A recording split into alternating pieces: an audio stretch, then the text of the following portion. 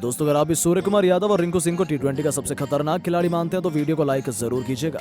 दोस्तों, अफ्रीका के खिलाफ पहला टी20 मुकाबला रद्द होने के बाद अफ्रीका फैंस का गुस्सा सातवें आसमान पर चढ़ गया और भारतीय खिलाड़ियों की जमकर कुटाई कर दी। भारत के दो खतरनाक खिलाड़ियों को मैच रद्द होने के बाद आगे शामत। तो आखिर भारत का किन किन खिलाड़ियों को आई गंभीर चोट, कौन सा खिलाड़ी हुआ सबसे अधिक घायल, क्यों फूट पड़ा अफ्रीकी फैंस का टीम इंडिया पर गुस्सा, कैसे खिलाड़ियों की हालत, कब और कहां अफ्रीकी फैंस ने भारतीय खिलाड़ियों पर किया प्रहार, ये सब कुछ तो हम आपको इस वीडियो में जरूर बताएंगे। लेकिन उससे पहले आपको क्या लगता है, सूर्य कुमार यादव और शुभमन गिल में कौन है टी20 का सबसे खतरनाक बल्लेबाज? नीचे कमेंट करके जरूर बताएं। दोस्तों, पहले ऑस्ट्रेलिया को टी20 सीरीज में करारी धूल चटाकर टीम इंडिया ने 4-1 से सीरीज को अपने नाम किया। इसके बाद ये कारवां साउथ अफ्रीका पहुंच गया। यहाँ पर टीम इंडिया को 3 टी20 मुकाबले और 3 वनडे मैच के साथ 2 टेस्ट सीरीज खेलनी है। जहां टीम इंडिया का पहला टी20 मुकाबला साउथ अफ्रीका से आज डरबन के किंग्समीड स्टेडियम में खेला जाना था, लेकिन मैदान पर सुबह से मूसलाधार बारिश हो रही थी, जिसके कारण मैच शुरू होने में भी देरी हो रही थी। भारतीय समय अनुसार ये मैच 7:30 बजे से शुरू होना था। वहीं 7 बजे टॉस उड़ने का समय था, लेकिन बारिश रुकने का नाम ही नहीं ले रही थी। लंबे वक्त के इंतजार के बावजूद मैच शुरू नहीं हो सका, टॉस तक नहीं उड़ पाया। लगभग 9 तक टॉस उड़ने का इंतजार किया गया, मगर बारिश रुकने का नाम नहीं ली और दोनों एम्पायर ने मिलकर डिसीजन लिया कि मैच को पूरी तरह से रद्द कर दिया जाए। बारिश रुकने वाली नहीं है, जिसके बाद पहला टी20 मैच भारत और अफ्रीका के बीच रद्द कर दिया गया। वहां की जनता ये डिसीजन सुनकर पूरी तरह से बौखला गई। सभी अफ्रीकी फैंस का गुस्सा सातवें आसमान पर चढ़ गया। फैंस नाम पूरा मन बना लिया। भारतीय खिलाड़ियों को जमकर पीटने का किसी को तनिक भर अंदाजा नहीं था कि अफ्रीका की टीम इंडिया की ऐसी हालत करने वाली है। जब मैच रद्द हुआ तो भारतीय फैंस स्टेडियम से होटल के लिए रवाना होने के लिए बस में बैठने के लिए जा रही थी। उसी दौरान अफ्रीका की टीम ने खिलाड़ियों की बस को पूरी तरह से घेर लिया। और फिर क्या, फैंस का गुस्सा सातवें आसमान पर था। कुछ फैन तो टीम इंडिया की बस पर पत्थरबाजी करने लगे, वहीं जमकर नारेबाजी भी शुरू कर दी। फैंस का गुस्सा देखकर लग रहा था कि आज टीम इंडिया की शामत आ गई है। भारतीय क्रिकेट टीम के पसीने छूटने शुरू हो गए थे। फैंस ने पूरा टारगेट बनाया था रिंकू सिंह और सूर्य कुमार यादव की जमकर कुटाई करने का। भारी संख्या में फैंस को देखकर टीम इंडिया के सभी खिलाड़ियों हक्के बक्के उड़ गए। लेकिन आपको बता दें, वहां की सिक्योरिटी ने टीम इंडिया को बाल बाल बचा लिया और सुरक्षित बसों में बैठाया और वहां से होटल के लिए रवाना किया। आपको बता दें, किसी भी भारतीय खिलाड़ियों को चोट नहीं आई है। सभी खिलाड़ी सुरक्षित होटल पहुंच गए हैं। सच में वहां की सिक्योरिटी को सलाम है, जिस तरह से टीम इंडिया के सभी खिलाड़ियों को बचाकर होटल पहुंचाया गया। वो देखकर हर कोई हैरान है, वरना आज तो भारतीय खिलाड़ियों की शामत आ ही गई होती। वहीं कप्तान सूर्य कुमार यादव और रिंकू सिंह की जमकर कुटाई की, और लेकिन भारत का हर एक खिलाड़ी सुरक्षित है। दोस्तों, अब आपको क्या लगता है, दूसरे टी20 मुकाबले में कौन सा भारतीय बल्लेबाज रिंकू सिंह, सूर्य कुमार यादव और शुभमन गिल से शतक लगाएगा? नीचे कमेंट करके जरूर बताएं। दोस्तों, 2024 टी20 वर्ल्ड कप के सफर पर टीम इंडिया निकल चुकी है, जहां साउथ अफ्रीका की सरजमी पर हमारी पहली चुनौती हमारे सामने खड़ी है। डरबन में इंडिया और अफ्रीका के बीच पहला टी20 मुकाबला खेला जाना था, लेकिन मूसलाधार बारिश के चलते 7 बजे होने वाला टॉस भी काफी लेट हो गया। लगातार बारिश का कहर बढ़ता ही जा रहा था। अंदाज तो था कि मौसम खराब रहेगा, लेकिन किसी ने नहीं सोचा था कि हालात इतने बुरे हो जाएंगे। बारिश रुकने का इंतजार किया जाने लगा। लगातार समय बीतता गया। पहले 8 बजे तो फिर अब 9 बज गए, पता ही नहीं चला। यहाँ तक कि ओवर की कटौती भी शुरू हो गई।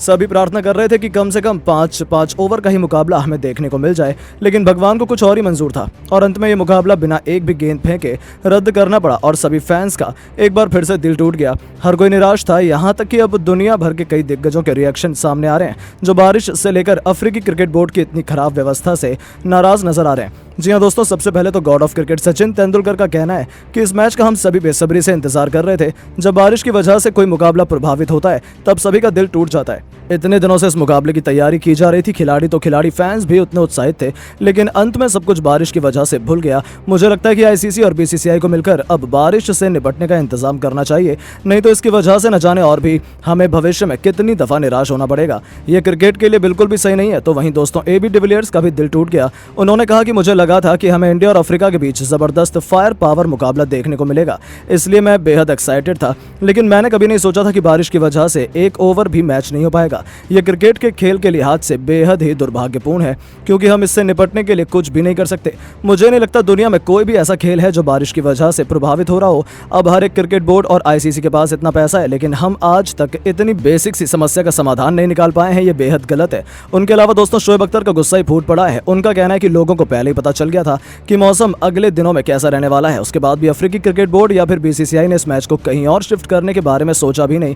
ये उन क्रिकेट फैंस के साथ धोखा है जो अपने देश और खिलाड़ियों को सपोर्ट करने के लिए इतनी दूर दूर से वहां पहुंचे थे। बीसीसीआई ने उन सभी के साथ दगाबाजी की है। मौसम तो आपके हाथों में नहीं है, लेकिन उस हिसाब से आप अरेंजमेंट तो सही से कर सकते हैं। मैं भी ये मैच देखना चाहता था, लेकिन ये सपना केवल सपना ही रह गया। जी हाँ दोस्तों, गुस्सा तो देखने लायक था। तो वहीं महेंद्र सिंह धोनी का मानना है कि यदि इसी तरीके से बारिश की वजह से मैच रद्द होते रहे तो ये क्रिकेट और क्रिकेट प्रेमियों के लिए बिल्कुल भी ठीक नहीं। अब तक न जाने हम कितने ही मैच देख चुके हैं जो बारिश की वजह से रद्द हो गए हों या पूरी तरीके से बदल गए हों। हमें इस समस्या का कोई परमानेंट सोल्यूशन निकालना पड़ेगा, लेकिन मैं अफ्रीकी क्रिकेट बोर्ड से नाराज हूं। यदि हमें पता था बारिश होने वाली है तो ये मैच कहीं और शिफ्ट क्यों नहीं किया गया, क्यों इस तरीके से उसे नजरअंदाज किया गया। मैं मानता हूं मौसम हमारे हाथ में नहीं है, लेकिन उस हिसाब से हम तैयारी तो कर सकते हैं। यहाँ हमसे ही चूक हुई है। तो दोस्तों सच में ये सभी दिग्गज नाराज हैं कि मुकाबला नहीं हो सका। लेकिन अब आपको क्या लगता है कि टीम इंडिया क्या इसके बाद भी 2-0 से T20 सीरीज अपने नाम कर अफ्रीका का सुपड़ा साफ कर पाएगी? अपनी राय नीचे कमेंट बॉक्स में जरूर। ऐसे में जब बारिश रुकती है तो काफी समय बीत जाता है, लेकिन मुकाबला रद्द होने का समय हो चला था और फैंस और खिलाड़ियों की मायूसी को देखते हुए अंपायर और रेफरी 5-5 ओवरों का एक रोमांचक मुकाबला करने का फैसला लेते हैं,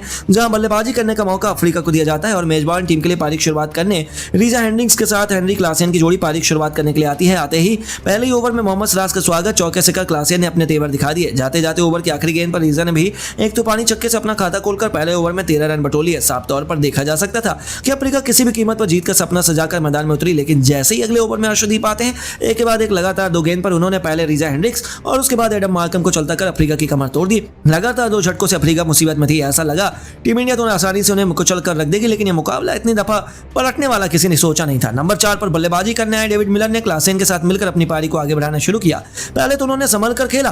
पहले 3 ओवर में अफ्रीका केवल 30 रन बना पाई, लेकिन उसके बाद आखिरी 2 ओवर में इन दोनों बल्लेबाजों ने भारतीय गेंदबाजों की धज्जियां दमकर उड़ाई। क्लासेन 24 रन बनाकर कुलदीप यादव का शिकार हो गए, लेकिन मिलर को रोक पाने के बाद फिर भारतीय गेंदबाजों के बस की बात नहीं हो पाई और चौके छक्कों की प्रदर्शनी लगाते हुए इस खिलाड़ी ने न केवल 14 गेंद में अर्धशतक ठोका, बल्कि 5 ओवरों में अपनी टीम को 82 रनों तक भी पहुंचा दिया। उनकी खतरनाक बल्लेबाजी के दम पर अब टीम इंडिया के सामने 83 रनों का पहाड़ जैसा लक्ष्य खड़ा था।